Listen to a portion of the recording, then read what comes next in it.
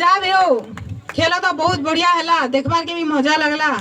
आउ खेलाली माने बहुत जोश रो सहित तो खेलुले देख माने 3टा गोल एंता बढ़िया करी देले जे बहुत बढ़िया लगा देखिए गर्व लगला एंता खेल जारी रहू आके बॉल खेल समस्ते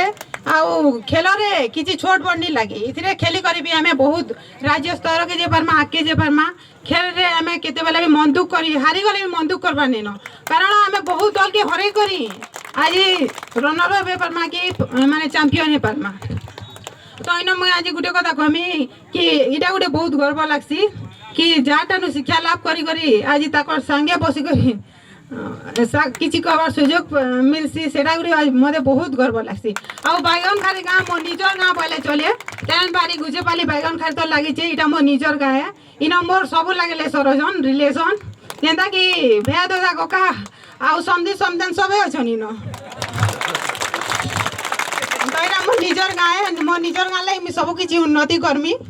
आउ ई खेल पड़िया तो बहुत बढ़िया है आउ एंता